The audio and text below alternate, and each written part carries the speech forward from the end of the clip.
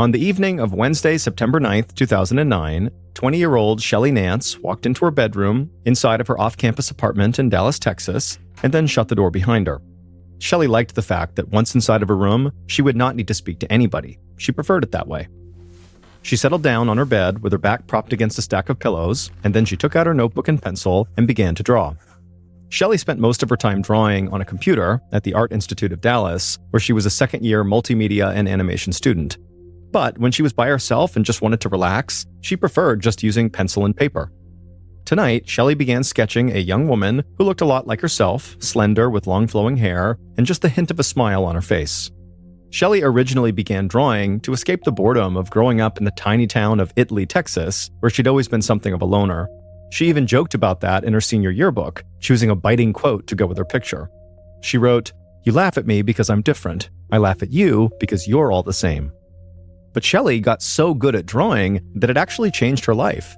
She eventually won an art competition that gave her a partial scholarship to this art institute, and suddenly, Shelley had a plan for life after high school, to be an artist. As soon as she got to the art school and started meeting her eccentric and creative classmates, Shelley felt like she'd finally found her place. For the first time ever, she had friends who actually understood and accepted her quirks. They would go to anime conventions together and even dress up as their favorite anime characters. It was a world that Shelley frankly never could have imagined back in her hometown, which was basically no more than a truck stop along a highway. And going to this art institute provided another big first for Shelley. She had a boyfriend, Nathan Shuck, and they often could be found playing video games together on the couch at his apartment. But as Shelley sat there sketching tiny doves into her picture, she realized that having this active social life now could actually be kind of a burden. Until recently, she had never had to consider anybody else's feelings but her own, but now having a boyfriend meant she had to plan for two people. And after dating Nathan for 2 months now, she was actually starting to have her doubts about the relationship. She thought Nathan was a good person, but deep down, she knew she didn't feel about him the way he felt about her. Now, she didn't want to hurt his feelings, but at the same time, she couldn't help but feel really strongly that she kind of just wanted to break up with him. She just had no idea how to actually tell him. Shelley put her pencil down and closed her sketch pad, hoping for a new distraction, and she found one after she hopped on her computer and went on a popular website looking at other artists' work. And Shelley's thoughts very quickly kind of drifted away from Nathan and the seemingly imminent, unpleasant conversation that she was going to have with him. After a while, Shelley looked up at the clock, and she was shocked to see that it was already 6 a.m. She'd been up all night. She really needed to get some rest before her classes that afternoon. So she left her room to make sure the front door was locked, then she went back to her bedroom, closed the door, crawled back into bed, and drifted off to sleep.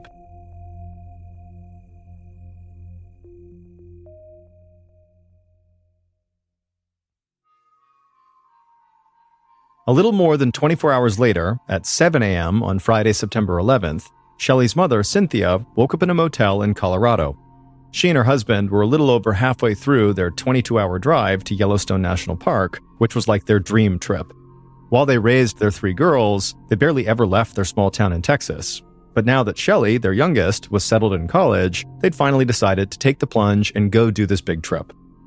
When they'd hit the road Thursday morning, Cynthia sent a text message to all 3 of the girls, and Shelley was the only one who didn't text back. But Cynthia was not that worried about it, because Shelley was a night owl and she often slept during the day when everybody else was up and about. But Shelley would usually call at some point after she woke up for class, except this time, she didn't. And so Cynthia had called one of Shelley's sisters to say she was worried, but the sister thought their mother was just overreacting. And so she told her mom, hey, remember, she's an adult. She's a 20-year-old woman who's allowed to have a social life. In fact, her sister was happy that maybe Shelley the homebody was out somewhere having fun for once. At 9 a.m. that same morning, Cynthia and her husband went for a scenic ride through the Colorado Rockies.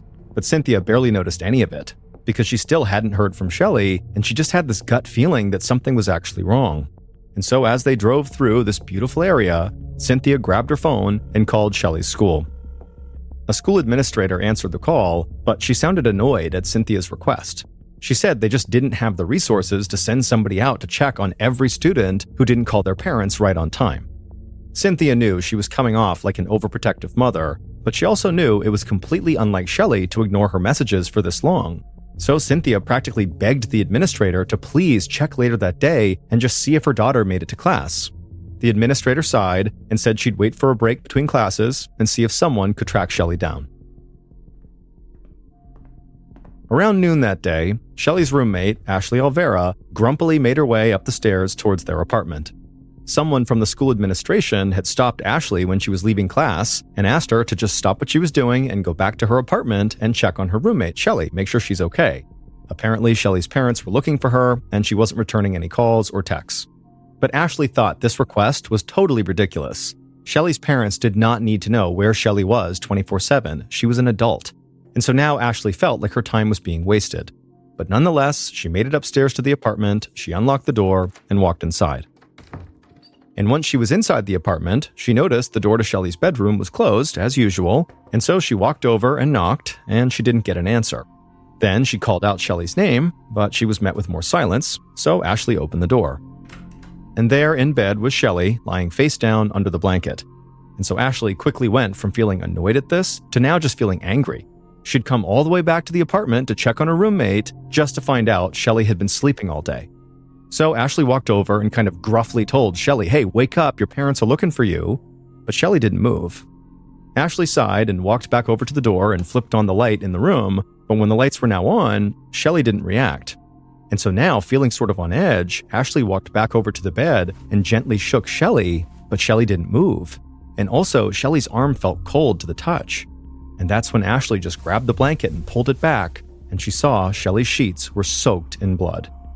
Absolutely horrified, Ashley screamed Shelley's name over and over again, but Shelley wasn't moving or making any sound, and so Ashley turned and ran out of the room to call 911.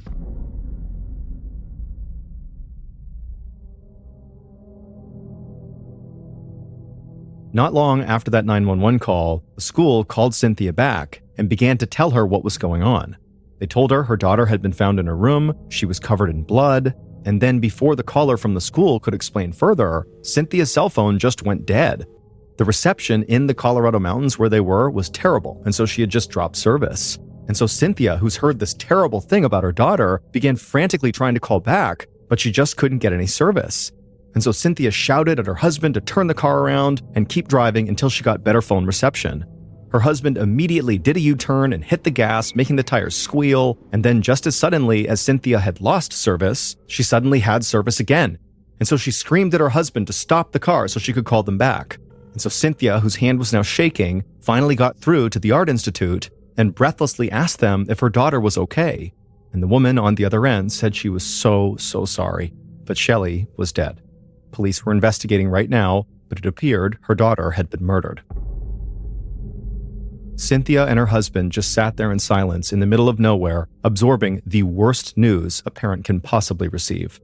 Cynthia felt this desperate urge to do something, visit Shelley's apartment, talk to detectives, or just be there to comfort their other daughters. But they had no choice but to just start driving again because it was going to take them nearly a day to drive all the way back to Texas. At about the same time that Cynthia and her husband got this terrible news, Detective Paul Elie placed a fan belt and motor oil on the checkout counter at a Dallas auto shop. He was heading out to his farm in East Texas that weekend and was looking forward to doing some maintenance on his tractor. And just as he finished paying, his phone rang. It was his partner.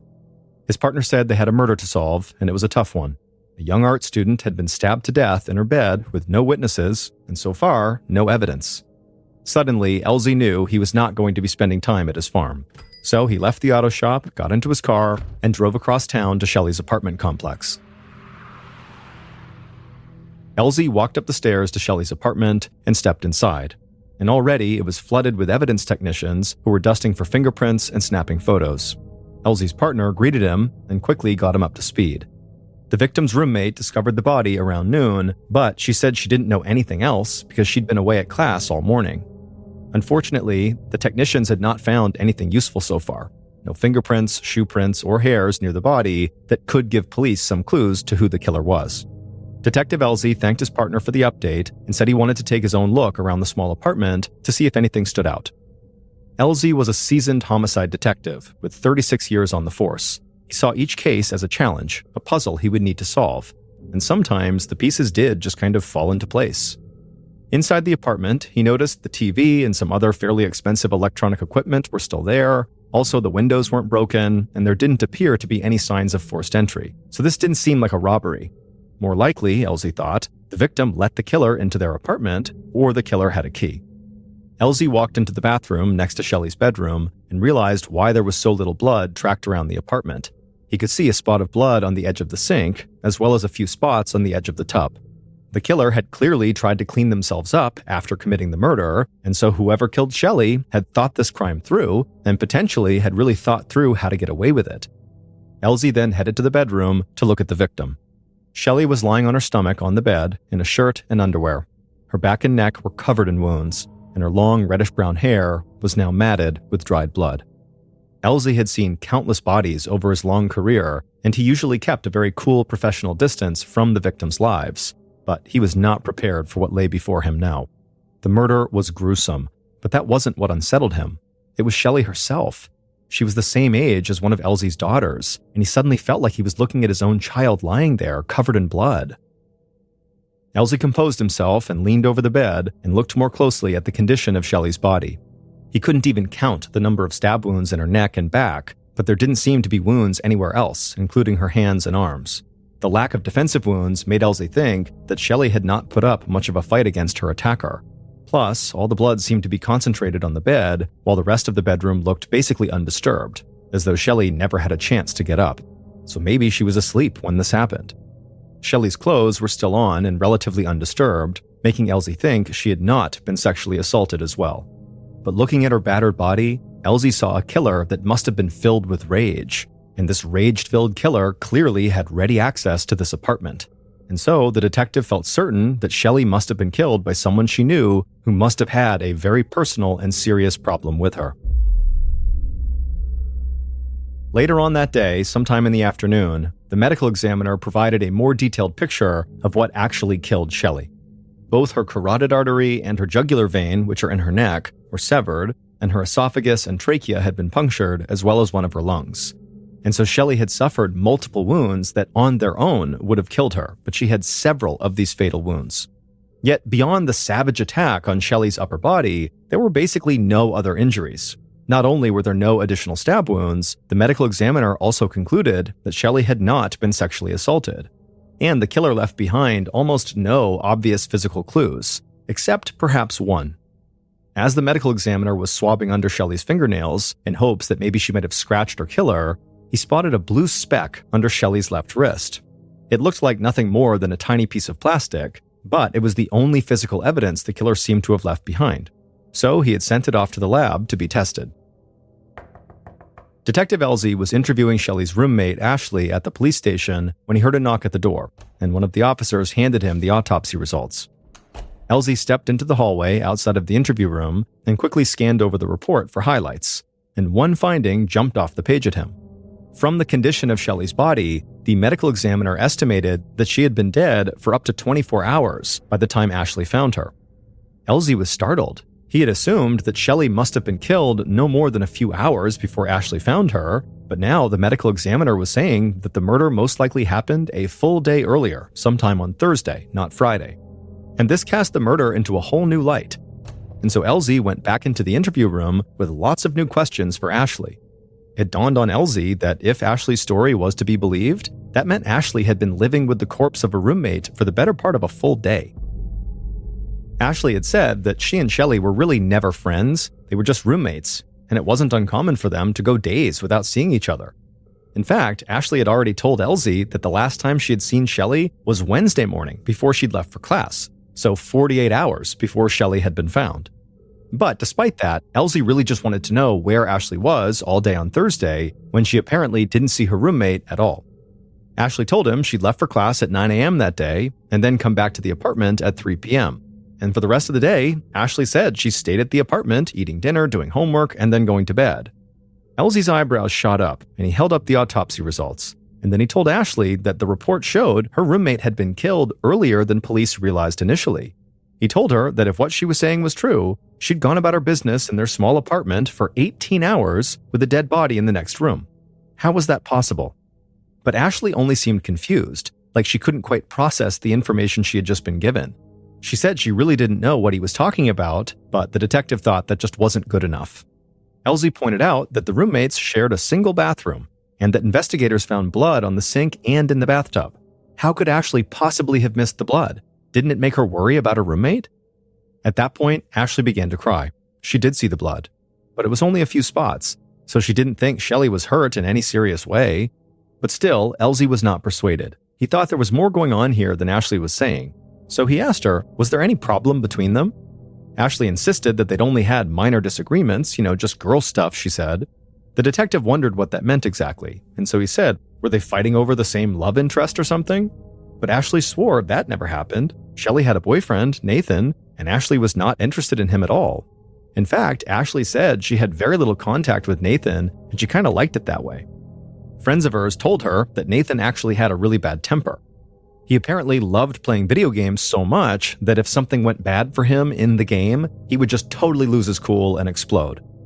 Detective Elie thought Ashley's answers still seemed off. In fact, they were so far off that Elie started to see Ashley as a suspect. After all, who would have had easier access to the apartment than Shelley's own roommate? But Elie decided to try a new tactic, and he asked Ashley, was there anybody else besides her who had a key to this apartment? And Ashley told him that besides her and Shelley, no one else did. At this point, Detective Elie couldn't help but feel convinced that Ashley must have had something to do with Shelley's death. If Ashley had the only other key, well, then she was either directly responsible, or perhaps she was the one who let the killer into the apartment. He didn't know which it was, but based on how nervous Ashley looked at this moment, he had a pretty good idea how to find out. So he just came out and accused Ashley outright of the murder. He told her to confess, and that things would actually be much easier for her if she did. But Ashley just stared back at the detective in total disbelief and began to cry again. For the next couple of hours, Detective Elie tried to wear Ashley down, hoping for a confession that would wrap up the case. But Ashley did not change her story, and she never confessed to anything.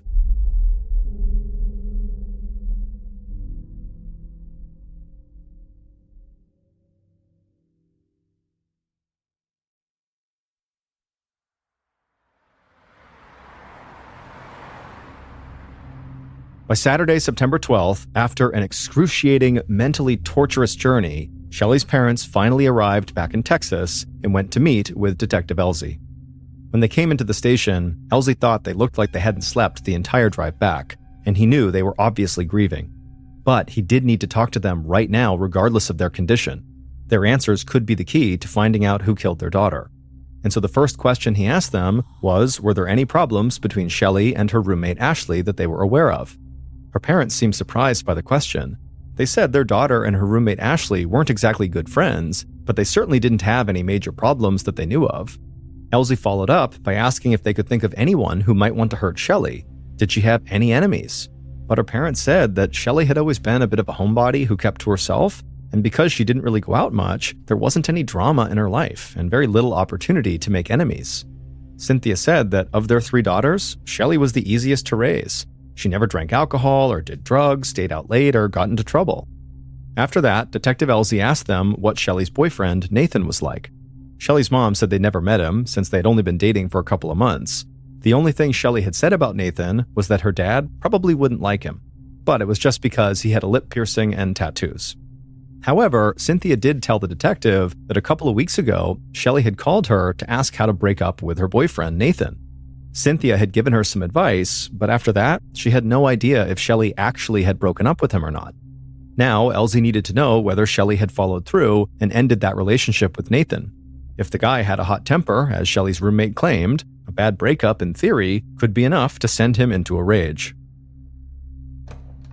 Later that day, when Elie walked into the interrogation room to speak to Neeson for the first time, he was surprised to see Neeson's appearance. Even though he had tattoos and a piercing, he was really just kind of a skinny kid. And the way he was sitting in the chair seemed so childlike. He had pulled his feet up onto the seat and was kind of clutching his knees close to his chest the way a child would. But Elie knew looks could be deceiving, so right away he asked where Neeson had been on Thursday, the day of Shelley's murder. Neeson said he'd been staying at his mother's house that week, and he had slept there on Wednesday night. On Thursday morning, his mother had dropped him off at the school at around 9 a.m., but he didn't have school until 3. The detective couldn't believe what Neeson had just told him. He had just admitted that he had this big window of time on the day Shelley was murdered that was basically unaccounted for. Nathan told the detective that all he had done that day was homework in the computer lab during the 6 hours before his 3 p.m. class, but Elie was sure that Nathan had left at some point for some amount of time, maybe to go to the bathroom or maybe to get something to eat, something. He just felt like 6 hours sitting in the same spot doing homework nonstop sounded sort of unlikely for even the most diligent of students. But Elie kept that to himself and just asked Nathan if he had a key to Shelley's apartment. But Nathan said he didn't. Elie asked him why not. If Nathan was her boyfriend, wouldn't Shelley give him a key? But Nathan said they'd only been dating a couple of months, and really their relationship was not that serious. They hadn't had sex, in fact they hadn't even kissed. He told the detective the only thing they'd ever done that was sort of intimate was hold hands. Elie was convinced that Nathan had to be downplaying his relationship with Shelley to kind of make himself seem less culpable. I mean, after all, what college couple didn't do anything more than hold hands if they've been dating for a couple of months? I mean, it just seemed kind of unrealistic. But Nathan swore that really was the truth, and he insisted that holding hands was actually a really big deal for both of them. At this point, the detective realized he was likely dealing with a very sheltered and somewhat awkward kid. But he also knew about Nathan's reputation for having a really bad temper, and so maybe he could get Nathan to show it by catching him off guard. So the detective directly confronted him. He asked Nathan how he felt when Shelley broke up with him. Was he angry? Did he lose control? Is that what happened? But Nathan didn't seem angry at all. He seemed confused. He said he didn't know what the detective was talking about because Shelley had not broken up with him. Elie told Nathan he was lying. He knew from Shelley's mother that Shelley definitely wanted to break up with him, and he told Nathan his new theory. Shelley must have ended their relationship, and Nathan had been so upset he had flown into a rage and killed Shelley. But to Elie's surprise, instead of protesting his innocence, Nathan barely reacted. He just sat there staring. Elie asked him, "What are you thinking about?" And Nathan just said he felt sort of numb, that he didn't know how to react, that this felt like a bad dream he was just hoping to wake up from. Following a hunch, Elie then asked Nathan to lift up his shirt. Nathan did what he was told and stood and lifted it up, and the detective could see visible scratches on his chest. Elie immediately wondered if maybe he got those scratches from Shelley as she tried to fight off her attacker, maybe at first, because he knew she didn't put up much of a fight, but maybe she put up a little bit of a fight and that was it. But Nathan said no, he got those scratches actually from scratching himself. He said he didn't kill his girlfriend and he really had nothing to hide. At this point, Elie saw an opening. If that was true, that Nathan had nothing to hide, would he let detectives search his apartment right now? Nathan said, yeah, go ahead, they wouldn't find anything. And so, a little while later that day, Elie and some other investigators followed Nathan up the steps to his off-campus apartment. When they got to the door, Nathan unlocked it and let them inside. Elie told Nathan to wait by the front door, and he had a detective stay with him. Elie didn't want Nathan to interfere. When Elie got inside the apartment, the first thing he noticed was the apartment was incredibly clean. He'd been inside a fair number of college apartments, and typically, they were a mess. He turned to Nathan and asked him, why is this place so immaculate? Had he cleaned it up recently, hoping to hide evidence? But Nathan said that he had nothing to do with how the apartment looked. His roommate was a total neat freak who couldn't bear the sight of dirty dishes or things lying around the house. Nathan said his roommate even cleaned up after him. Elie nodded and then asked which room was Nathan's. And Nathan raised a hand and pointed him in the right direction. The detective went inside the bedroom, and within minutes, he made a troubling discovery. Nathan stored weapons underneath his bed. The detective found throwing stars and swords, but most disturbingly were all the knives. Boxes and boxes of knives. Elie felt sure he would find the murder weapon among all these blades, so he bagged up each knife individually to be tested for blood. After that, Elie left the bedroom and confronted Nathan again. He asked if Nathan had a fascination with violence, but Nathan said it really wasn't like that. He just liked to collect weapons that he thought were cool. Elie didn't know what to make of that, but he was not convinced. Next, Elie went to Nathan's bathroom, which, unlike the rest of the apartment, was a total mess. The counter was covered with containers of deodorant, hair gel, and shaving cream. There was stuff everywhere. But tucked in amongst the chaos was something very odd, even chilling. It was a clear sandwich bag with what appeared to be long reddish-brown hair inside, hair that was the same color as Shelley's. But that wasn't all. There was also what appeared to be drops of blood inside the bag as well. Carefully, with a gloved hand, Elie lifted the bag up and then went to Nathan and held the bag out in front of him, demanding to know what he was doing with it. But Nathan, whose face now went white, swore he'd never seen it before in his life. He didn't even know what it was, and after all, who would collect a random sandwich bag of hair and blood? It made no sense. And then something shifted in Nathan's mind, and he said he wanted a lawyer before he answered any more questions, and he asked the investigators to please get out of his apartment. Since the detectives didn't have a search warrant, and they were there only as Nathan's guest, legally they had no choice but to leave. But they could keep everything they'd already found, and Elie was very confident that one of the knives, and also that baggie, would come back positive for Shelley's blood.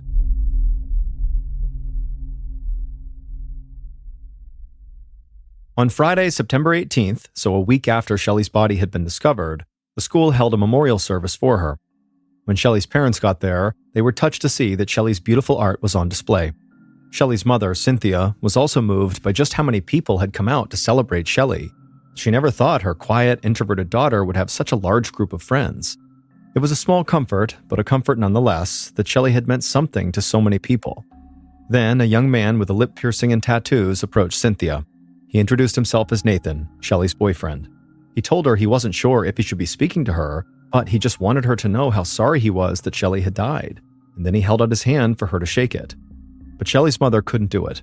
She had seen the look on Detective Elsie's face after she had mentioned the breakup, and she knew exactly what the detective was thinking, that Shelley's boyfriend, Nathan, had murdered Shelley. And now, with Nathan standing right in front of her, Cynthia couldn't help but feel repulsed, and so she did not shake his hand. And so Nathan just stood there awkwardly for a second, and then Nathan got the hint, lowered his hand, and walked away. By the end of September, the analysis of the knives and the baggie that were taken from Nathan's apartment came back from the lab. The first result shocked Elie. None of the knives in Nathan's apartment had any traces of blood, Shelley's or anybody else's. However, that little baggie containing the hair inside of Nathan's bathroom did have blood in it, and it belonged to Shelley. And so Elie assumed, after Nathan killed his girlfriend, he must have taken that as sort of like a trophy from the murder scene to add to his bizarre collection. So, on October 8th, 2009, almost a month after Shelley was murdered, Detective Elie called Nathan to the police station for a second interview. But this time, Nathan showed up with his lawyer. And the lawyer, who spoke on behalf of Nathan, said that Nathan was happy to answer the officer's questions and wanted to do whatever he could to help catch Shelley's killer. But the lawyer hoped that this conversation would be civil. Elie knew what that meant. He would have to keep a lid on how aggressively he questioned Nathan, or potentially they would just leave. And so Elie nodded and then told Nathan that the bag they'd found in his bathroom contained his girlfriend's hair and blood. And so he asked Nathan to please explain how it got there. Nathan's lawyer looked down at Nathan and nodded, letting him know it was okay to answer this question. Nathan took a deep breath and then looked at Elie and told him he had never seen that baggie before. He swore it. But he argued that that really shouldn't be that surprising. After all, he was not the only person who lived in that apartment. And his roommate, whose name was Daniel Willum, did have easy access to the bathroom. And Nathan didn't stop there. He claimed that his roommate, Daniel, was jealous of his relationship with Shelley because Daniel actually had a crush on Nathan. In fact, Nathan said Daniel had gotten really possessive of him and wanted to control him. Elie asked Nathan if his roommate, Daniel, had ever made a legitimate pass at Nathan, like really tried to be romantically involved with him, and Nathan said no, he had not. And so even though Elie didn't know what to make of this, he suspected that maybe this crush that he was talking about was not real, and perhaps Nathan was just throwing his roommate under the bus to protect himself. Elie turned to the lawyer and said that things didn't look good for his client. The investigators had found Shelley's blood in his bathroom, and he said that Nathan had a motive to hurt Shelley because he knew that she planned to break up with him. Plus, Nathan had a reputation for having an explosive temper. And so, if Nathan confessed right now to what he did, maybe the prosecutor would be lenient with him. At this point, the lawyer stood up and said the interview was over, and then he led Nathan out of the room. At this point, Elie felt sure that Nathan really was just raising suspicions about his roommate simply to protect himself. But the detective had been around long enough to know that he would need to speak with Daniel as well, because it was true he did have access to that bathroom where that baggie was found. So a couple of days later, Elie got in touch with Daniel and asked him to come to the police station to answer a few questions. And once Daniel was there, Elie decided not to ask him about his supposed crush on Nathan right away. Instead, Elie asked Daniel where he was the morning of Shelley's murder, and Daniel described his busy day.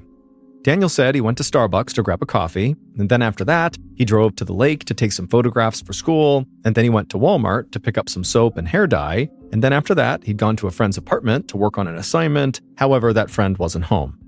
Elsie's ears perked up. Daniel's alibi was not any better than Nathan's. Daniel had said when he took photos at the lake, he was alone, and since the friend that he had gone to study with wasn't home, there was no one to corroborate that part of his story either. So then at this point, Elsie asked Daniel if he had romantic feelings for Nathan, and Daniel said absolutely not. Then Elsie told him that Nathan had said that Daniel was very controlling about their relationship, and he asked Daniel if that was true. And Daniel said something surprising. He said that yes, he actually was pretty controlling, but he was only doing it because he was concerned for Nathan. Daniel said that Nathan was stalking Shelley. He was following her around all the time to the point where he was ignoring his own classes and his grades were dropping. Daniel said he was actually trying to get Nathan away from Shelley. This surprised Elsie. Now, both roommates were basically suggesting that the other could have killed Shelley. And if it was true that Nathan really was stalking Shelley, well, Elsie already felt like he was the most likely suspect, and that sort of fit. At this point, Elsie asked Daniel about that little bag that contained the hair and blood inside of Nathan's bathroom. And Daniel told him he had no idea how that got there. Now, of course, if Daniel did do it, obviously he would say he didn't know where it came from. This is what Elsie was thinking. The bag with Shelley's blood and hair was easily the most damning piece of evidence they had, and both roommates claimed they knew nothing about it. So Elsie used the same tactic he had tried with Ashley and with Nathan. He flat out accused Daniel of the murder, hoping his tough cop routine would intimidate him and get him to come out and confess. But when he accused Daniel of the murder, just like Ashley and Nathan before him, Daniel swore up and down it really was not him. Elsie tried pressing him again and again, but just like Ashley and Nathan, Daniel said, "Really, I had nothing to do with this." After Daniel left the station, Detective Elsie stayed in the interview room for a few minutes, thinking about everything he had just learned. He had 3 likely suspects. There was Ashley, who apparently was just in the apartment going about her business with her roommate's dead body for 18 hours. There was Nathan, who Shelley wanted to break up with, and apparently who had a very bad temper. And finally, there was Daniel, who may have seen Shelley as a romantic rival, if Daniel really did have a crush on Nathan. But all 3 of these suspects totally insisted they had nothing to do with the crime. And so Elsie felt like one of them had to be lying. He just needed to figure out who. So Elsie and his team started digging deeper into each of their suspects' alibis. Elsie found himself staring at computer screens, surveillance tapes, and phone messages for days on end. But after so many hours, when he felt like he could barely keep his eyes open anymore, something on one of those screens finally jumped out at him. Elsie was staring at a brand new piece of evidence, and it pointed directly to Shelley's killer.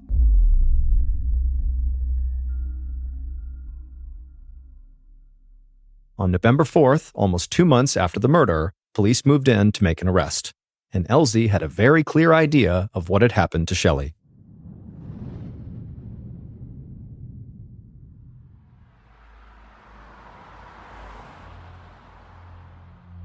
Back on Thursday, September 10th, just after 10:30 a.m., the killer drove to Shelley's apartment complex and put on a pair of latex gloves. They climbed the stairs to the apartment and used a key to unlock the door. They quietly walked in, closing the door behind them. Once inside, they went straight to Shelley's closed bedroom. Slowly, so as not to make any noise, they turned the handle and opened the door. Shelley was fast asleep.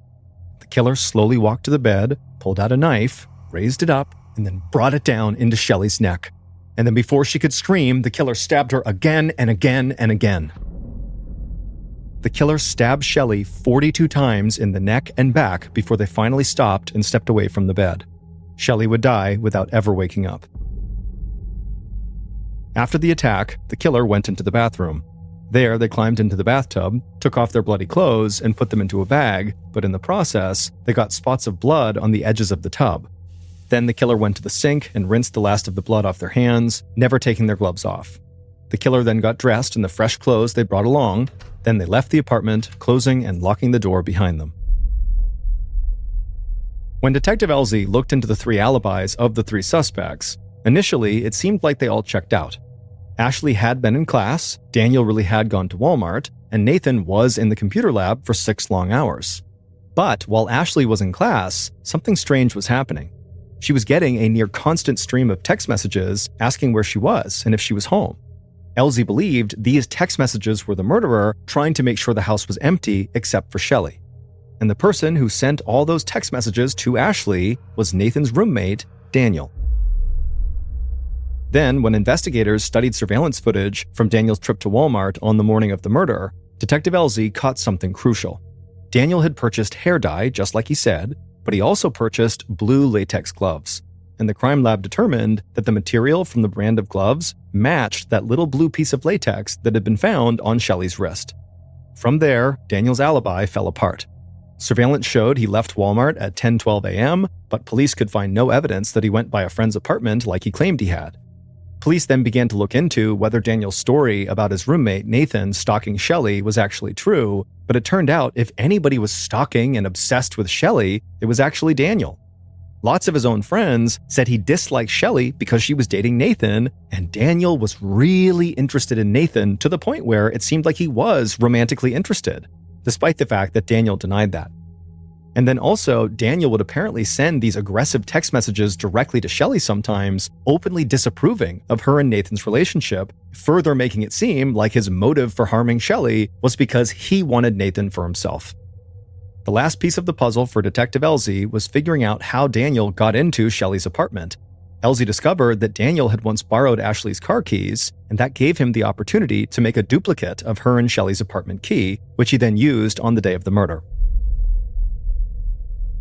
On November 4th, 2011, Daniel was convicted of Shelley's murder and sentenced to life in prison. After the conviction, Shelley's mother found Nathan and gave him a big hug and told him she was sorry for suspecting him and not shaking his hand at the memorial. He accepted her apology. Shelley's family created a scholarship in her honor. Every year since 2011, they've given it out to a student who was pursuing a degree in the arts. The following story was pulled from a 1997 article in the British Medical Journal. The article was written by the psychiatrist who treated the patient who will be the focal point of this story. The only reason I bring this up is because this story truly sounds made up, and it's not. One night in the winter of 1984, a healthy middle-aged woman, who we'll call Brenda for this story, was at her home in London reading a book when she suddenly heard a voice in her head. It said, "Please don't be afraid. I know this must be shocking for you to hear me speaking to you like this, but this was the easiest way I could think of. My friend and I, we used to work at the children's hospital, and we would like to help you." Brenda couldn't believe what was happening. She had never heard voices in her head before, and this voice that was speaking to her, it was so clear, and it did not sound like any voice she had heard before. And so at first, Brenda just sat on the couch and didn't do anything and just waited, hoping that maybe she was just imagining this. But the voice in her head seemed to pick up on her reaction and said, "Brenda, this is not a hallucination. We're real and we want to help you."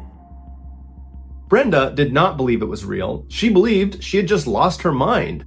And so for the rest of the night, she just completely ignored the voice in her head, and first thing the next morning, she went to her doctor's office and said, "Please help me."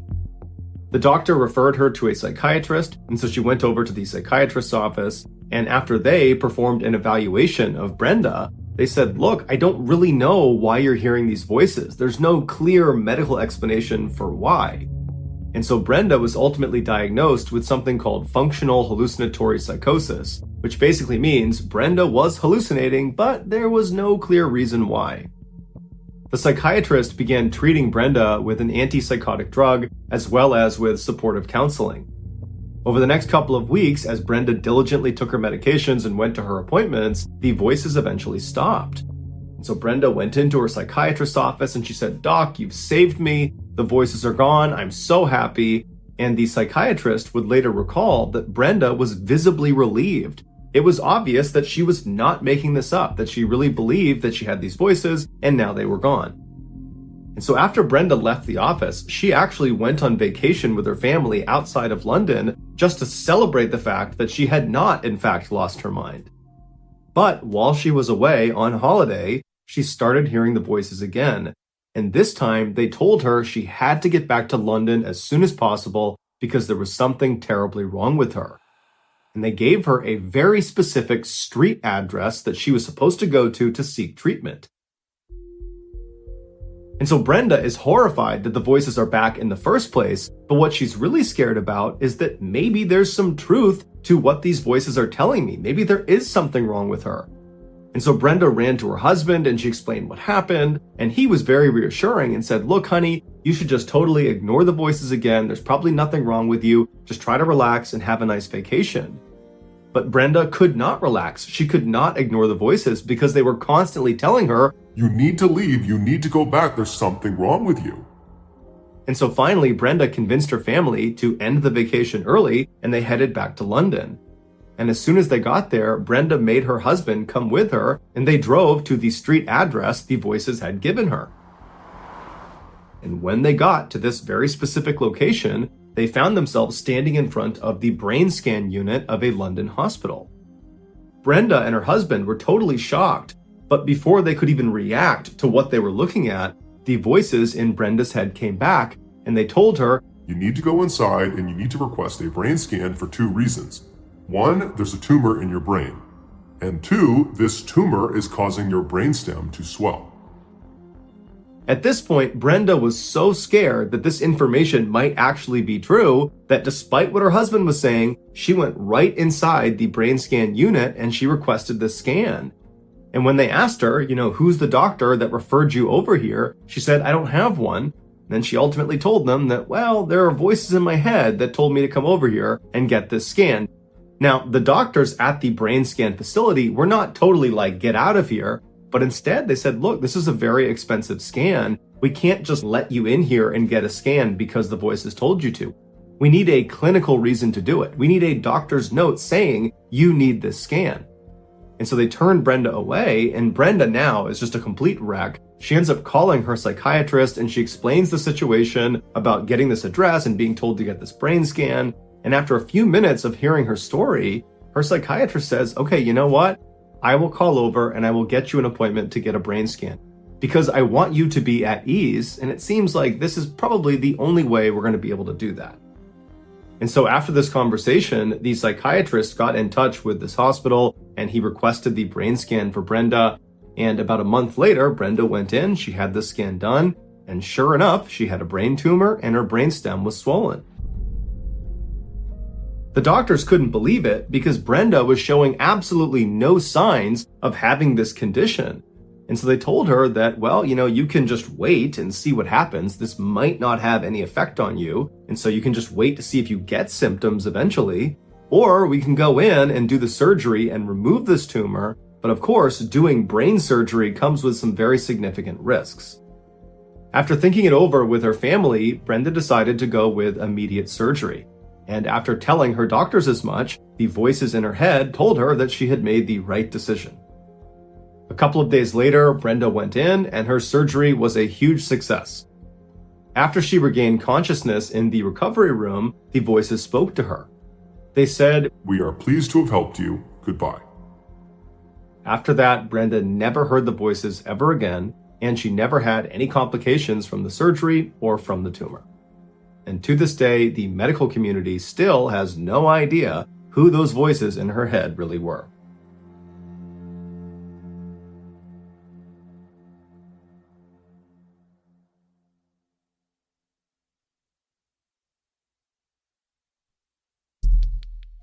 The next and final story of today's episode is called Come Back.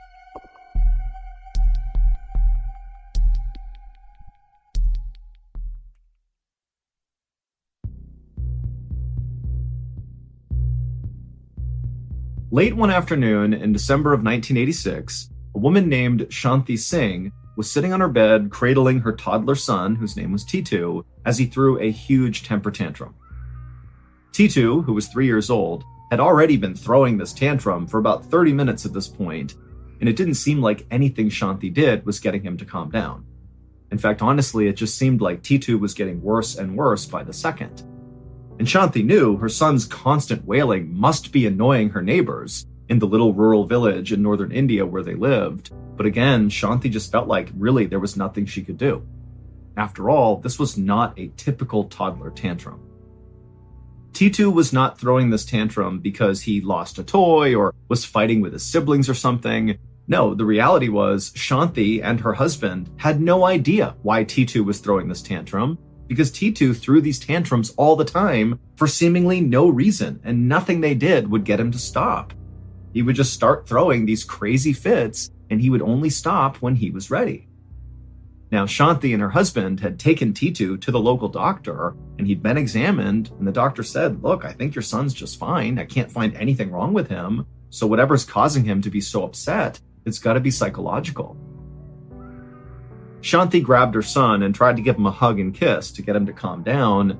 But as she did that, T2 turned around and tried to hit her in the face and kicked her and punched her. And so Shanti had to kind of fall back on the bed. And T2 at this point, who's still throwing this huge tantrum, he leapt off the bed and ran out of the room. Now, Shanti had already sent the rest of her family, her kids, her husband, outside to wait out this current T2 tantrum. And so for a second, Shanti thought about just laying on the bed and letting her crazy toddler just kind of run around the house until he was done throwing this tantrum.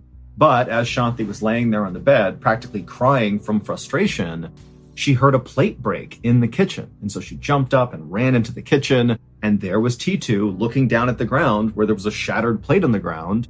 Clearly, T2 had smashed it on purpose. And so as furious as Shanti was, she suddenly realized that, nothing she could do was going to get this kid to stop. And so right now, the only thing she could do was just put him in a safe place where he couldn't hurt other people or himself or damage anything else. And so Shanti, trying to be as calm as possible, walked up to T2, who's still throwing this tantrum and swinging at her as she's coming near him. And she grabbed him, she turned him around so he couldn't kick her or punch her. She put him into his room and then shut the door. And then she sat down in the hallway with her back up against the door to keep it shut. And then as T2 inside the room began banging on the door and trying to open it, Shanti's sitting there anchoring the door, and she's just praying that her son's going to calm down soon. And then at some point, Shanti heard her son start to say something that typically signaled the end of a tantrum. T2 in the bedroom began saying the word Shursh Verma, which actually was a nonsense word that Shanti and her husband and the other kids had no idea what it meant. But, T2 at the end of his tantrums, he would always just start saying over and over again, Shursh Verma, Shursh Verma, Shursh Verma. And so Shanti, she's in the hall and she's hearing T2 start to do that. And so on the one hand, she's thinking, okay, this tantrum's about to end. But on the other, she's like, I have no idea what that word means. It's obviously connected in some way to what's going on with my son, but I have no idea what it means. It sounds like nonsense. And so Shanti began yelling through the door at T2 to explain what Shursh Verma meant, but T2 had no explanation. He just kept saying the word over and over again, Shursh Verma, Shursh Verma, Shursh Verma. Shanti and her husband had 5 other kids. T2 was the youngest, and T2 was not like any of his other siblings. The other siblings did not throw temper tantrums like this, not at all. And in fact, T2 had been a difficult child even before he was born. Towards the end of Shanti's pregnancy with T2, she'd become very, very sick, and in fact had to be hospitalized for the entire last trimester. And then as a newborn baby, T2 basically didn't sleep at all, and he cried constantly. And so Shanti and her husband initially thought, T2 must just be a very fussy baby. But in time, as he grew into more of a toddler, it was clear to Shanti and her husband that T2 was actually a different kind of kid. He seemed like a very unhappy and kind of angry kid who was permanently on the verge of crying or throwing a fit. But it wasn't until T2 began talking at around 2 years old that Shanti and her husband really started to become worried. Because the things T2 was saying as a 2-year-old were just not in keeping with what you would expect a 2-year-old to say. And I'm not talking about the nonsense word that T2 would use during his temper tantrums, Shursh Verma. Basically, T2 would say things that seemed to indicate that he genuinely hated everyone in his family. Now, for context, Shanti and her family were not poor, but they weren't rich either. They lived in a little concrete home, they didn't have a TV or a car, and all the kids wore hand-me-down clothes, and Shanti actually handmade her clothes and her husband's clothes. But the family always had enough food to eat, and they were educated, and they seemed happy enough. It's just that they didn't really have the ability to do anything extra, like above and beyond a modest life. And T2 had never known anything different. This was his life from the day he was born. But when he learned to speak at around 2 years old, it was like all T2 wanted to talk about was how crappy of a lifestyle their family lived. For example, when T2's mom, Shanti, would put on one of her saris that happened to be ripped, a sari is a traditional garment in India, T2 would look at what she was wearing, and in toddler speak, he would tell her that she looked terrible and that it looked like she was just wearing rags. T2 would also walk around their house and he would point to spots in the house that looked dirty, and he would demand that somebody cleaned it up because he didn't want to live in a dirty house. And then whenever the family needed to go somewhere and they would walk there or take the bus there, T2 would complain the entire time that he wanted to be in a car. And why aren't we driving in a car? Like, why are we walking? Despite the fact that T2 basically had never used a car before. But perhaps the strangest aspect of T2's behavior was around the time he began talking and insulting his family, he also began talking about this very historic city called Agra, which was located about 8 miles away from where they lived. Agra was famous for being home to the Taj Mahal, which is considered to be one of the most beautiful buildings ever made. Agra also has a very busy downtown and lots of tourism, but T2 had never been to Agra, and there was no reason he would be drawn to Agra, like his family had no connection to that city. But starting around the time T2 began talking at 2 years old, he began asking to go to Agra several times a week. And when his parents would say, no, we're not going to go to Agra, T2 would throw a huge tantrum. And so not long after T2 had begun speaking and saying all these terrible things, Shanti and her husband decided that really all they could do was just wait and hope their son grew out of this terrible behavior. But T2 did not grow out of this. Shortly after his parents decided to just kind of wait it out, T2 would randomly attack another small child with a sugarcane, and he beat the kid so badly the kid was bleeding at the end of the attack. And then also another time, shortly after the sugarcane beating, T2 was at the store with his mother, and his mom was looking at this bracelet, which she couldn't afford. She was just looking at it through the glass. And T2 sensed his mom wanted the bracelet, and in an odd show of affection for his mother, he turned to the shopkeeper, this little tiny kid who's not even 3 years old yet, and he tells the shopkeeper that if he doesn't give this bracelet to his mother for free, that T2 will shoot and kill the shopkeeper. And so after this, Shanti and her husband just stopped taking T2 out in public at all. It was just too embarrassing. But what really just unsettled Shanti the most about her son's behavior was that nonsense word that T2 kept saying at the end of all of his tantrums, Shursh Verma, Shursh Verma. And so fast forward to that day after he's broken the plate and now Shanti's put him in his room, T2 began saying that nonsense word, except he was getting a little bit older and his speech was getting a little bit more clear. And so as Shanti was laying up against the door, she realized that her son was not saying a single word, Shursh Verma. He was saying 2 words. They were Suresh Varma. But Shanti had no idea what that meant. She thought it sounded like a name, but it was a name she had never heard before. But one day, a few months after the dish-breaking incident, in April of 1987, all of T2's very strange, erratic, terrible behaviors would erupt all at once. That April day started out like any other. Shanti made breakfast for her family, and then her husband headed out to do some errands, and her 6 children kind of dispersed around the inside and outside of the house to play, study, whatever. But T2 was really grouchy, and so he stayed inside in the kitchen with Shanti. A little while later, Shanti's oldest son came into the kitchen, and he asked his mother, "Hey, when will Dad get back from his trip to Agra?" Shanti's husband had gone to Agra to run one of his chores, and Agra was the city that T2 was totally obsessed with. And so when Shanti's oldest son said the word Agra, T2, who was sitting in the kitchen, he heard it and kind of looked up like he was totally fixated on their conversation. And then as Shanti and her oldest were talking about the dad, T2 just got up, left the kitchen, and he went to his room. He grabbed a couple of things, and then he came back into the kitchen carrying this bundle of clothes with him. And he walked right past his brother and his mother. He went out the front door and began running down the road without saying a word.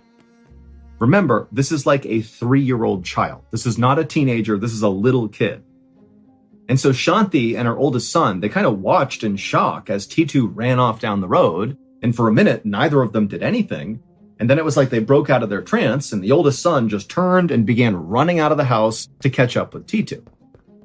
Now, it didn't take long for the oldest to catch up with his young brother, but it was surprisingly hard to stop T2 from trying to run away.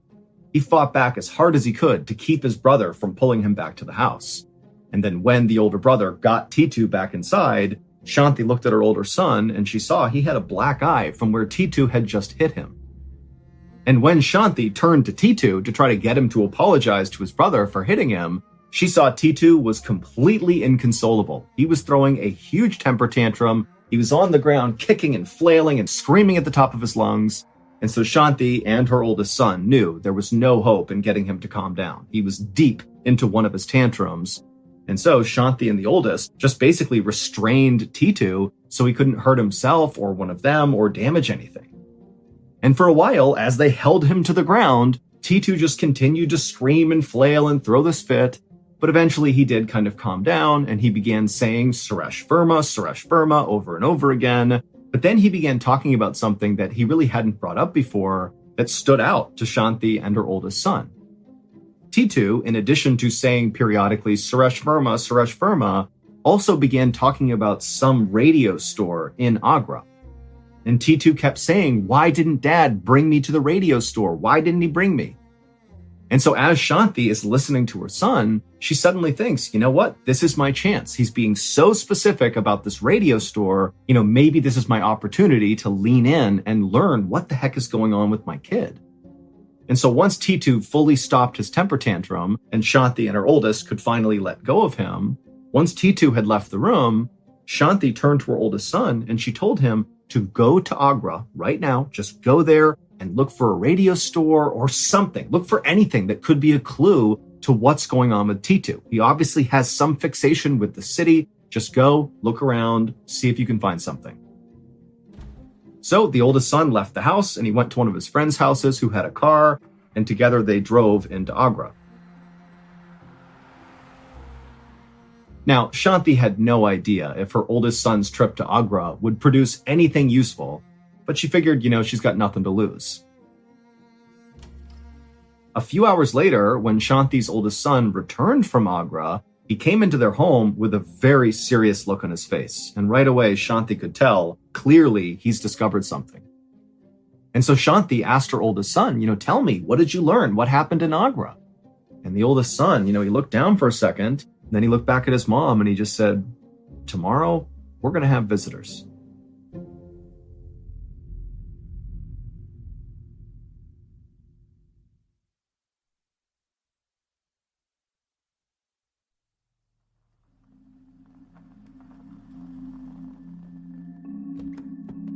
The next day, a car pulled up in front of Shanti's home and 6 people climbed out. There was a woman wearing a beautiful red sari who appeared to be in her 30s, and then there were 3 other men who also appeared to be in their 30s, and they were all wearing suits and jackets. And there was also an older couple, a man and a woman, and the man was wearing this beautiful sweater, and the woman had on all this silk. It was clear, just from the way they looked, that these 6 people were not from this area. They were from somewhere else, and they had a ton of money. Now, Shanti was inside the house and she was watching this group arrive, but she did not go outside to greet them. She, her husband, and all of her kids, minus T2, had decided the night before, when they knew these visitors were going to arrive, that they wouldn't go out and talk to them. Instead, they would just allow T2 to basically make first contact with these people and see what happens. So when Shanti saw this group of 6 very well-off people were standing right outside of their gate, kind of waiting to be let in, she called for T2 and said, hey, go outside and open the gate for our guests. And so T2, who was not throwing a fit at this point, he came running through the house and he went to the door. He's not looked outside yet. He opens up the door and he runs outside and he sees these 6 people on the other side of the gate. And suddenly Shanti heard T2 make a sound that he never made. It was like the sound of pure joy. He was so elated to see these 6 people. Shanti couldn't believe it. For a second, Shanti closed her eyes and almost started crying because she knew even before T2 had made that joyous sound when he saw these people, they were about to solve the mystery of what was going on with her son. Just then, Shanti heard T2 from outside yelling for Shanti and the rest of his family to come outside and meet his other family. Shanti went to the door and gestured for the guests to come inside, and then she led them through the house to the back deck. And then after they were all seated, Shanti looked over at her son, T2, and she saw he had this huge grin on his face. He was so happy, and he was staring intently at the woman who got out of the car, who was in her 30s and wearing the beautiful red sari, and she was sitting right across the table from T2, and T2 is just locked on her. Now, at this point, nobody is speaking. Everybody is just sitting there. No introductions have been made, so nobody even knows each other's names.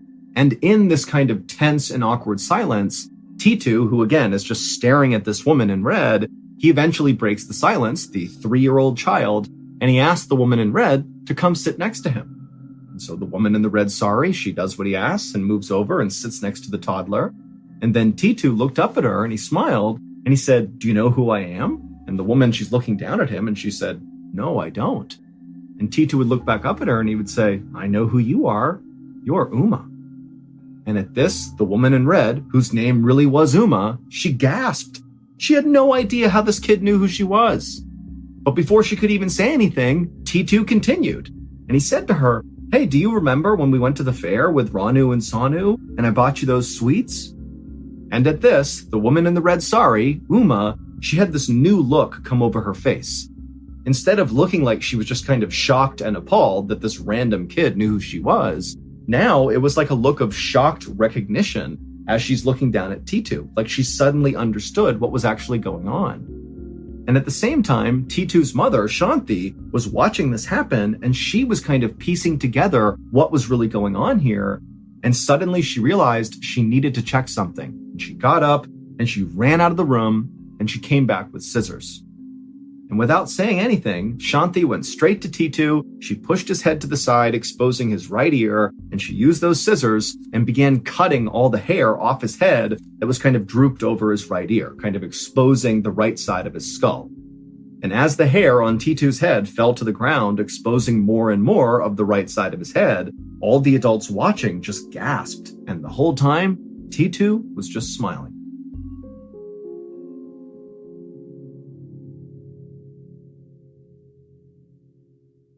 To understand what just happened out on that back porch between these random people and Shanti and her family, you need some context.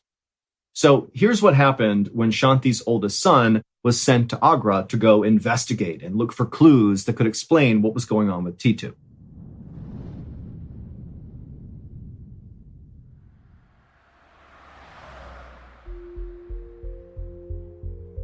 The brother and his friend had driven all around Agra, looking for radio stores and looking for things that might in some way kind of connect to T2, and they didn't see anything.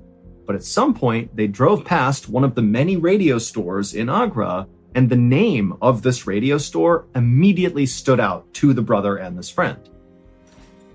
So the older brother and the friend, they parked their car and they went into this particular radio shop, and inside of there is where they met Uma, the woman who had the red sari on, who was in her 30s, that T2 said we went to the fair together with, that woman. So she's inside this radio shop.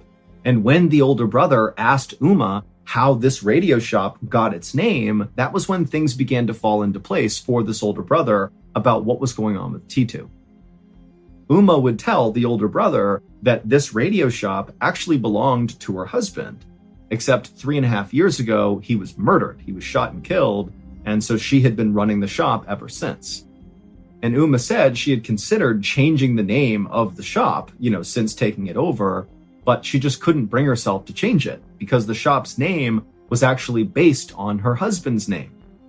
The name of the shop was Suresh Radio Shop.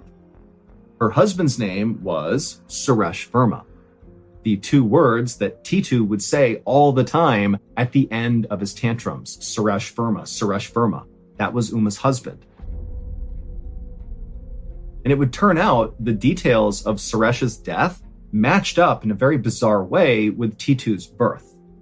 And all of T2's totally erratic, strange, terrible behavior throughout really his entire life to this point now suddenly made sense if you knew about Suresh's life. Many people, including professors from major universities in India and America, have come to believe that what happened with T2 was when Suresh was murdered, his spirit somehow came out of his body and entered T2's body. Basically, Suresh was reincarnated in T2. This reincarnation theory would explain why T2 was always saying Suresh Verma, because in theory, that was his real name. That's the guy who died, who then his spirit transitioned to T2. So he's saying his name over and over again. And then also T2's obsession with Agra would make sense because that's where Suresh's radio shop was and where he lived. Also, the reincarnation theory would explain why T2 was so critical of Shanti and the rest of his family's lifestyle, basically accusing them of being poor and kind of living below his station. Well, Suresh's family was very, very wealthy, and so that was the lifestyle Suresh had lived. And so if his spirit was now in T2's body, he might be at odds with their lifestyle. And lastly, the reincarnation theory would explain the two very unique and very pronounced birthmarks that T2 had right next to his right ear. He had one right above his right ear and right below it. Now, these were birthmarks that Shanti was well aware of, but after she learned about how Suresh Verma was killed, he was shot in the side of his head, and the bullet went in above his right ear and then came out on the bottom part of his right ear. When she heard that, she ran and got the scissors, she cut the hair away around T2's ear, revealing the two birthmarks, and then the other families saw those birthmarks and they're like, oh my goodness, that is literally where the entry and exit wounds were on Suresh. And then also it's worth pointing out that on the day Suresh was shot and killed, well, basically that day was when T2's mother, Shanti, began feeling really sick during her pregnancy with T2, and she had to be hospitalized. After this discovery about T2 and Suresh Verma, Shanti and her husband and the rest of her family expected T2 to want to live with Uma and his other family. And at first, that is what T2 wanted to do, but pretty quickly he actually decided that, you know what, I want to stay put with the family I was born into, and we can just visit with the other family. And so that's what they did. Uma and the other wealthy family, they made visits all the time to see T2 and vice versa. The families got along great. And as for T2, he was really happy. His bad behavior basically went away and he became a normal, high-functioning kid. And T2 has grown up and become a very happy and successful adult. He's got a family of his own, and he's currently a professor at a college in India.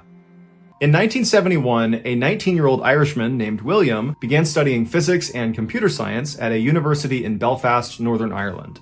While he was certainly smart enough to complete the 4-year degree, after 1 year of being in the school, he decided to drop out because he felt like this was not the path he wanted to be on. So he moved back home to a town about 30 minutes north of Belfast, where he got a job as a forklift driver and truck driver for the Guinness Beer Factory. And while he loved this job, he still felt like this was not the path for him. He needed to do something more with his life. And so he decided he would pursue what 2 of his siblings had gone on to do, which was to become a school teacher.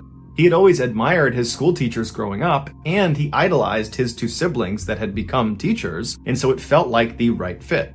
And so Willum applied to a 4-year teaching college in Newcastle in England, and after he was accepted, he flew to England, he got set up, and then he began his studies. The first year was great. He loved what he was doing. He did feel like this is the right fit, and he was getting good grades. Everything was going exactly to plan. But then year 2 happened, and everything went off the rails. A requirement to graduate from this 4-year teaching college was all the aspiring teachers, starting in their 2nd year, had to go teach real students real lessons. They basically had to go to high schools and elementary schools and fill in for the real teacher and give a real lesson. And they were scored on their ability to do that. But all the aspiring teachers knew that when you gave these real lessons to real students, what really ended up happening was the students did not take the aspiring teachers seriously. They viewed them as kind of like substitute teachers, and so they didn't respect them and they didn't listen to them. And so typically these real teaching sessions just turned into the aspiring teachers desperately trying to calm down their pupils long enough to get them to listen to their lesson plan for just 1 second. But normally it didn't work out, and before long the day was over and nothing was really accomplished. So in William's second year, when it was his turn to go over to a high school and administer his lesson plan, he went over there knowing what he was up against. He did not really expect it to go well, but he decided he would go in there with a positive attitude and he would try to do his best. But as soon as he walked into his classroom, he immediately could tell he was going to be overwhelmed. Everybody's standing up and talking amongst themselves, and they turn around and they see William walking in, and they have this moment of realization that their real teacher is not going to be teaching them that day. It's going to be this substitute, William, and they all kind of gleefully began laughing and joking, and they just turned their backs on William and kept talking amongst themselves. And so William goes inside, he puts his stuff on the desk, and he attempts to get the class to listen to him by saying, "Hey everyone, come on, sit down, time to listen up, I'm your new teacher for the day." But the kids just were not listening. And so finally, William, who was a really big guy, he was 6'4", he was in great shape, he kind of postured himself and then yelled at the class, "Sit down right now." And at this, the class did turn around and looked at William and kind of sized him up, and most of them decided, okay, it's time to sit down. And so 99% of the class goes quiet and sits down except for one kid. It was this 15-year-old boy who was at the back of the room, and he was standing up defiant with his arms crossed, staring at William with a smirk on his face. And all around him, all his cronies were sitting down looking up at him, laughing and kind of looking up at William and laughing at him, knowing that a confrontation was about to ensue. And so William is staring at this kid, trying to get him to just sit without saying anything. And this kid is just mean mugging him with his arms crossed and nothing's happening. And so William walks right up to him and kind of leans over his shoulder and says, "You need to go out in the hallway right now. I will meet you out there." And then William turned around and started walking back towards the front of the room, expecting this to have worked, that this 15-year-old kid would have just followed right along and he'd walk right out to the hallway and that would be that. But when he turned back around again, the 15-year-old kid had not moved. He was still standing in the back of the classroom, arms crossed, staring up at William, basically saying, "Make me." And at this, William lost his mind. He was so mad and so frustrated at how unbelievably disrespectful this kid was being, and really the whole class was being to him, that he just kind of lost it. And he ran up to this kid in the back of the room and he gets right up in his face. And remember, William is 6'4". He's a big guy. And he gets right in the kid's face and he's like, "Get out in the hall right now." And this kid doesn't flinch. Instead, he reaches into his pocket and pulls out a knife and he holds it right up against William. And William, without any hesitation, just winds up and blasts this kid across the side of the head, sending him flying over a kid sitting at a desk. He goes flying over this kid and crumples into the corner. And then when he stands up, he drops the knife and puts his hands up and he's like, okay, I'll go out in the hall. And William's like, go out in the hall right now. And so the kid ran out of the classroom, he goes out into the hall, and the whole class is totally silent. No one even wants to look up at William. They're all kind of just looking down at their desk, trying to be as quiet as possible. And William walks back to the front of the class and proceeds to teach the rest of the lesson. As soon as the high school learned that this aspiring teacher, William, had basically knocked out one of their students, even though it seemed like it might have been a little bit deserved, they immediately told the teacher's college, and the teacher's college immediately expelled William. And so now William is suddenly jobless and he's kind of lost again in the world. He doesn't know what he wants to do now because he really had committed to being a teacher. And so he goes back to his home in Northern Ireland and he begins thinking about, what is he going to do next? And he keeps having this thought that he should pursue this thing that he's always been interested in, but he had never taken seriously because it felt so risky. But now that basically everything in his life had fallen apart, he had nothing to lose. So he decided, what the heck, I will do the thing that I've always wanted to do. And that was stage acting. And so he went and auditioned with a local theater company in Belfast. He was accepted into the theater troupe. And then 4 years later, he was discovered performing on stage by a Hollywood filmmaker. And they cast him in a movie, and the rest, as they say, is history. Willum Neeson, better known as Liam Neeson, would go on to star in dozens of huge movies and TV shows, and he's probably best known for his epic role in the movie Taken, where he is this CIA operative with a particular set of skills, and in this movie, he punches a lot of people in the face, just like when he was a teacher.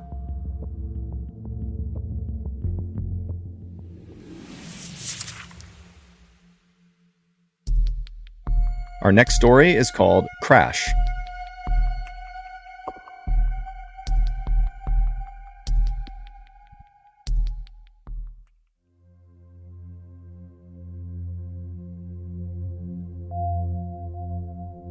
Cranbrook, which is a small, snowy town in British Columbia, Canada, used to be a place no one had heard of. Then Isaiah Otieno changed that.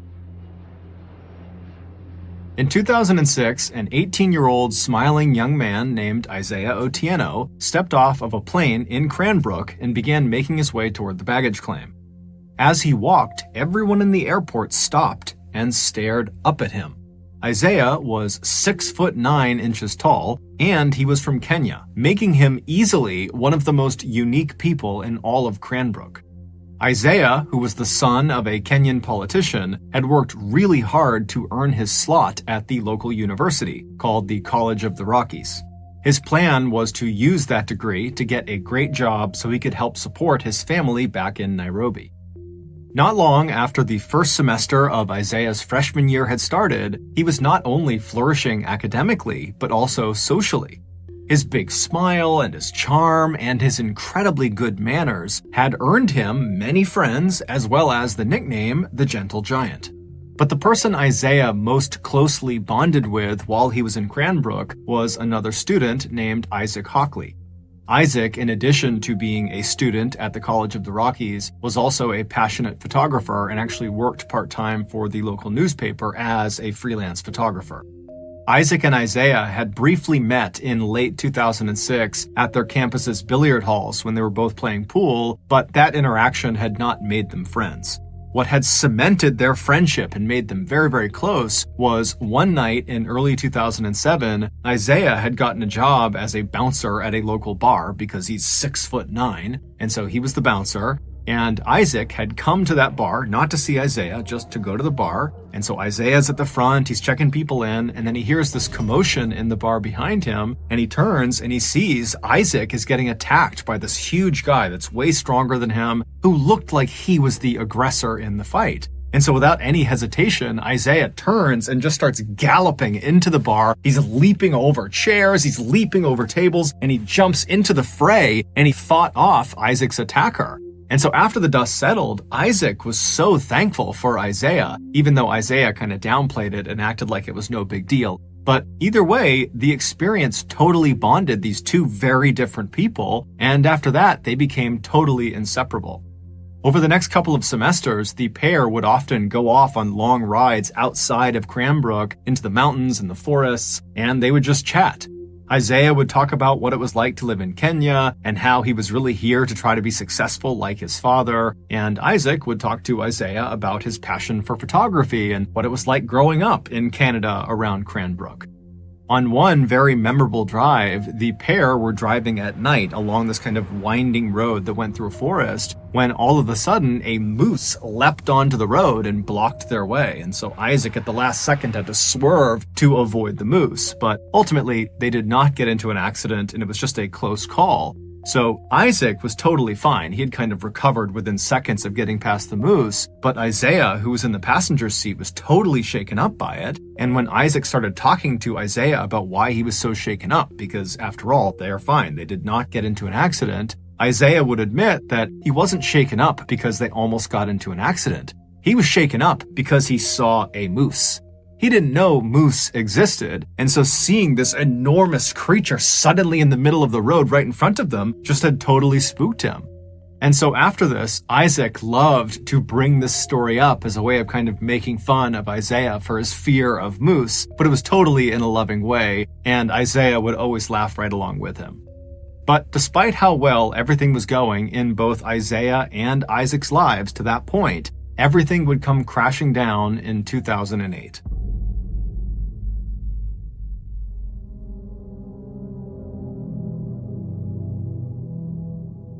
On May 13th, 2008, so 2 years after Isaiah showed up in Canada, Isaac got a phone call from his employer, the local newspaper, who told him he needed to head into town to take some pictures of a crash that had just happened. A helicopter had been flying over Cranbrook conducting a power line survey when they had lost power and crashed. And all three people, the pilot and the two people in back who were actually doing the survey, they all died on impact. Isaac, like everybody else who heard about this, was totally shocked, One, because it was totally tragic and horrible, but two, because nothing ever happened in Cranbrook, so to have something so big like this happen right downtown was just unheard of. And so Isaac hopped in his car and he began making his way towards the crash site. And it didn't take long before he saw this massive ring of people right at the intersection between 10th and 14th Street. They were all on the sidewalk and up on buildings, and everyone's just looking in towards this massive mound of jagged metal that was on fire, and all this black smoke was coming off of it. And there's ambulances nearby and police, and the fire department was there, and they're trying to put out the flames, but they can't do it. And so Isaac parks his car and he rushes over to this ring of people and he works his way towards the front. He pulls out his camera and he began taking pictures, first of the wreckage and the fire, and then also of the police as they put tarps over the bodies. Little did Isaac know, these pictures he was taking were about to take on a whole new significance for him. Earlier that day, just before 1 p.m., Isaiah wrapped up his final class of the day, and after he was done, he remembered he had some letters in his backpack that he had been meaning to mail to his family back in Kenya. And so he decided on his way home, he would make a detour to the post office and he would mail those letters. And so he left the building where this final class was and he stepped out into the bright sunshine of that May day. He put his headphones on and then he began to walk. At about 1:05 p.m., he arrived at the post office and he went inside just long enough to put his letters in the mail slot, and then he headed back outside. 1 minute later, at 1:06 p.m., as he was crossing 10th Street, the helicopter above lost power and crashed directly on top of Isaiah. Within seconds, he and the 3 people on board the helicopter would all be dead. It's believed because Isaiah was listening to music on his headphones, he didn't even hear the helicopter as it was crashing down. He was just walking, and then he was dead. It was a total freak accident. It wasn't until later that day that Isaac would realize the pictures he had taken of this scene included pictures of his friend.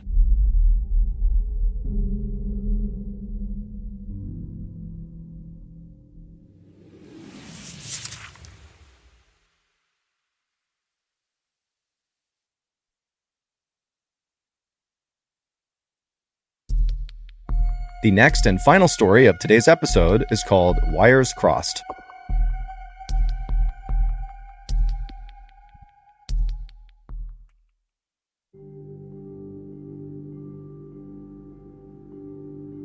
At around 5:30 p.m. on the evening of August 12, 1944, a young American military pilot named Joe walked out of his quarters on his base in England where he was stationed. And as soon as he was outside, he lit a cigarette to calm his nerves, and as he smoked the cigarette, he began walking towards the huge hangar on the other side of the base where his plane was waiting for him. Joe had been preparing for this night for weeks. He and his co-pilot, a 35-year-old lieutenant who was nicknamed Bud, were about to step off on a top-secret military mission called Operation Aphrodite. And this mission was not only top secret, but it was so unbelievably dangerous that basically anybody who knew about it considered it a suicide mission. But Joe tried not to think about that as he walked towards the hangar. Instead, he tried to think about the reason he was here in the first place, the reason he had joined the military, and that was to defeat the Nazis. And what he and his co-pilot were about to do, Operation Aphrodite, was going to play a huge role in defeating the Nazis. So this was about 5 years into World War II, and at this point, the Nazis were actually losing. However, it was making them more dangerous, not less, because they were becoming very, very desperate. And so they were launching all these outrageous attacks, basically because they had nothing to lose. And one horrible thing the Nazis were doing at this time were dropping these things called vengeance weapons. Hitler called them vengeance weapons. They were basically these huge bombs that the Nazis would drop arbitrarily across the United Kingdom on major population centers. And by this point in the war, these vengeance weapons had killed over 5,000 civilians.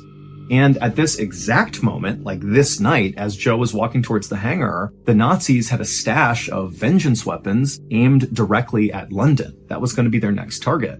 And so the mission that Joe and his co-pilot Bud were going on, Operation Aphrodite, was going to be to go out and destroy those vengeance weapons to save London. And as nervous as Joe was about this mission, and he was really nervous, he was also very excited. He actually had volunteered for this mission when many other pilots had done everything they could to stay away from this mission. And on top of that, Joe actually had flown enough missions by this point in the war that he didn't need to fly any more. He could just go home. But instead, he volunteered for this mission. And a reason why Joe might have decided to do that has a lot to do with the family he was raised in. So Joe came from a family that was very successful and accomplished, and his father really pushed Joe and his younger brother to be the very best at whatever they were doing and to be very competitive with each other. And so while Joe and his younger brother did love each other, they also had a pretty intense rivalry. And for a while, Joe's father obviously favored Joe. I mean, Joe was the favorite child, and, his father would always say, Joe's going to be the president someday. He's so talented. But after the attack on Pearl Harbor that brought the United States into World War II, both Joe and his younger brother joined the military, and pretty early on in the war, Joe's younger brother got an award for heroism. He had basically saved his platoon of men, and he won all these awards, and he was all over the news. And pretty quickly after that, Joe felt like he fell out of favor with his dad, that his dad kind of looked at the younger brother as being the favorite child now. And so Joe really started to feel insecure and wanted to prove himself really to his dad. And so when Operation Aphrodite came up, Joe volunteered for it really because he wanted to be a hero. He wanted to show his dad that he too could do something huge and change the course of history. And he would change the course of history, but not in the way he expected. And so Joe continued to smoke a cigarette and hustled across the base towards the hangar, and as he did, he found himself kind of speeding up, like he just wanted to get over there and get started. Joe's commanders had given him a special code he would call out over the radio if this mission was successful. It was spade flush, that's what he'd say over the radio. And so as Joe hustled towards the hangar, he imagined how incredible it was going to be to yell out spade flush over the radio. I mean, it was only like 30 minutes away from that moment. This was a short mission. And so finally, Joe reached the hangar and he looked up to the sky one more time to make sure the weather looked solid, because actually they had tried to launch Operation Aphrodite a couple of days earlier, but it had been canceled because of fog. But Joe looked around and the weather looked good, and so he knew it was going to be a go. So he flipped his cigarette butt and stepped into the hangar. Inside this hangar was this massive, big open space, and in the center of the hangar on the floor was this huge plane called a B-24 Liberator. This was, of course, Joe's plane for the night, and so Joe immediately began walking towards the plane to check it out. Now, this particular type of plane was the type of plane Joe had been flying for the past 3 years. I mean, he'd flown many combat missions in this type of aircraft, so he was very familiar with it. But this particular B-24 was unlike any of the other B-24s Joe had ever flown. In fact, this aircraft was so unique, it was unlike any aircraft that any pilot in the American military had ever flown. I mean, this was really a one of one. And so as Joe walked around the outside of this plane, he began to notice some of these unique modifications that the mechanics had made to this aircraft. The most noticeable modification was actually the cockpit. Now, normally the cockpit had all these windows basically all around it so the pilot could look in any direction and see what was going on, but obviously they needed to be protected from the elements. But this B-24 had all the glass removed except for one pane of glass basically right in front of where Joe would be staring, just like a single windshield. And so it's almost like it was a convertible aircraft where it was all open air in the cockpit.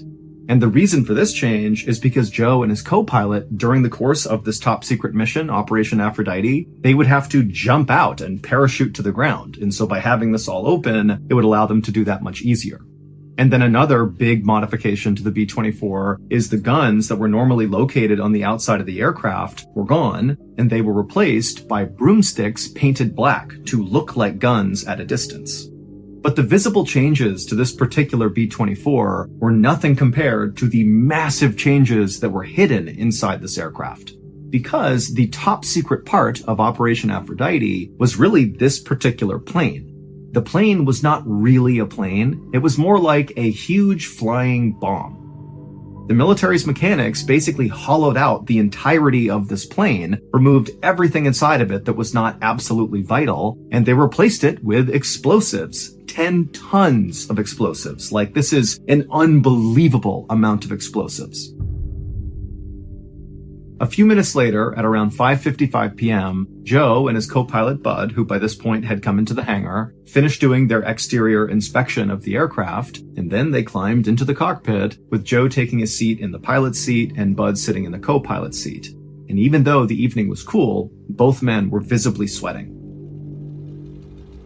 Once the pilots got the go-ahead to begin the mission, Joe fired the first engine and then turned to look at the ground crew all around them, and he noticed all of them looked really, really serious. I mean, they obviously knew how intensely dangerous this mission really was, and the fact was, the pilots might not make it home, and so they're looking up at these guys like, I'm sorry you have to do this. But Joe, he looked out at these people and he sensed that was going on, and so he made a big show to wave and smile at them, to show confidence, like he knew what he was going to do, he's going to be fine. But in reality, Joe really was terrified.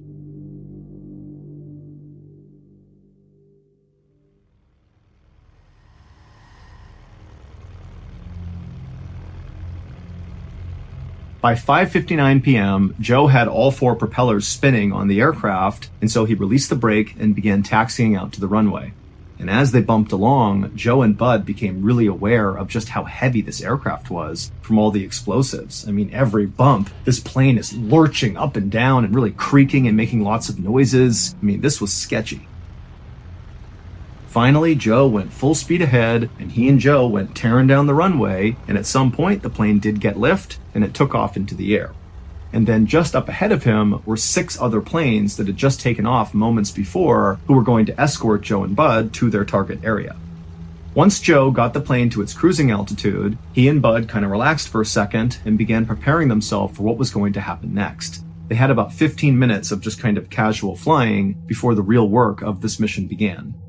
The vengeance weapons that Joe and Bud were going out to destroy as part of Operation Aphrodite were located about 120 miles south, just outside of this little town in the very northern tip of France.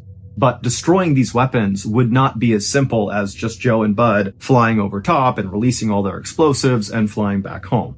Because the Nazis had buried these vengeance weapons deep inside the hills in this town in northern France. And so regular bombs wouldn't touch these vengeance weapons. They had to do it a different way.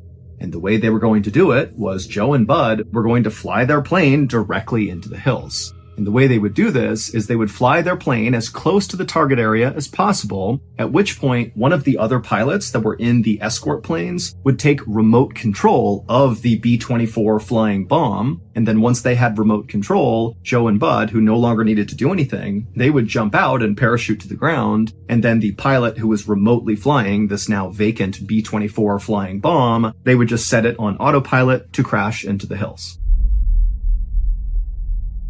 At around 6:15 p.m., just as the English Channel came into view, Joe toggled a switch on his control panel, and then after he did, he and Bud kind of held their breath for a second to see what would happen. And then a couple of seconds later, the plane kind of shuddered for a second and then leveled out, and then a call came over the radio from one of the pilots who were in the escort planes telling Joe and Bud that they had just successfully taken remote control of the B-24. So at this point, Joe and Bud are no longer flying the aircraft, they're just sitting inside of this flying bomb. Now, there were only 2 things left for Joe and Bud to do before they could bail out to safety. They would need to arm the plane, so basically arm the explosives and make them ready to detonate. And then after that was done, they would need to call out over the radio, spade flush, the code Joe was given, which would signal to everybody else that the plane was ready and Joe and Bud were jumping out. And so once Joe and Bud nodded to each other and kind of acknowledged that, okay, we're going to do the last bit of this mission, Joe turned around in his seat and he looked at this control panel that was right behind him, and on this panel was the arming switch. And so once Joe flipped this, he and Bud would have a very short window of time to safely escape the aircraft. And so it was kind of like, flip it, make the radio call, and get the heck out of there. But Joe and Bud had trained for this moment over and over and over again, so they were ready. And so eventually, Joe flipped the switch, grabbed his radio, and called out, spade flush. What Joe and Bud could not have known when the mechanics were making all these modifications to this B-24 was that one of the mechanics accidentally crossed some wires in putting in all these explosives. And so just seconds after Joe had armed the explosives, they detonated. They were not supposed to, but they did. And so Joe and Bud were killed basically a fraction of a second after calling out spade flush. But it would turn out the catastrophic failure of Operation Aphrodite had no impact on World War II. In fact, Operation Aphrodite should never have happened in the first place. It was totally unnecessary. What Joe and Bud and the rest of the American military didn't know at the time was 5 weeks earlier, the British Royal Air Force dropped a whole bunch of ground-penetrating bombs all across those hills in northern France, and they destroyed all of the vengeance weapons. So when Joe and Bud took off on this doomed mission, there was no threat to London. None. But that is not the big reveal in this story, because Operation Aphrodite changed the course of American history in a really specific and really enormous way. Because Joe, whose full name was Joseph P. Kennedy Jr., was a member of the very famous Kennedy family, a big-time political family in America, and at the time, the Kennedys were all saying Joseph is going to be the next president of the United States, and everybody believed it. He was going to be the guy. But then, of course, Operation Aphrodite changed all of that because Joseph was killed. And so the war would end about a year later, and when it did, Joseph's younger brother, John F. Kennedy, who won that award for heroism and got a Purple Heart early on in the war, and he kind of became a war hero, which prompted Joe to volunteer for Operation Aphrodite. Yeah, John would begin his unbelievable political rise. And by 1960, John F. Kennedy, JFK, would become the 35th president of the United States, even though he wasn't supposed to. He was the second choice. It should have been Joe.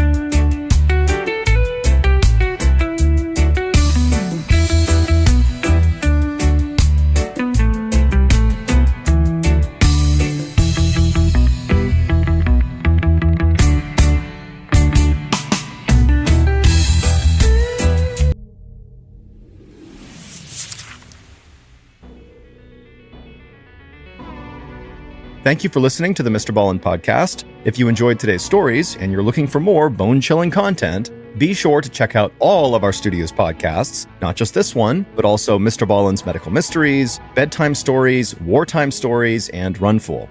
Just search for Ballin Studios on any podcast platform, and you'll find all of them. If you want to